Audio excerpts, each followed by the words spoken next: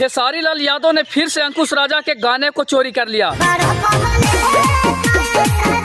जी हाँ भाई, जैसा कि आप लोगों को पता होगा, आज के कुछ दिन पहले जो नथुनिया टून का जो गाना आया था ना, उस गाने को भी अंकुश राजा के गाने से ही चोरी किए थे। मतलब कि आज के 9 महीना पहले आस्था सिंह के साथ अंकुश राजा का एक गाना आया था, जिस गाने का नाम था पगलेटे सजनवा। तो भाई वो जो गाना था भक्ति था, तो उसी गाने को देखकर ट्रेंडिंग स्टार खेसारी लाल यादव के भी गाना आया है सोम्या पोखरौल के साथ, जिस गाने का नाम है गेरुआ कलर। मतलब भैया गाने का नाम सिर्फ चेंज है, लेकिन गाने का म्यूजिक और लिरिक्स जो है ना, वो दोनों सेम है।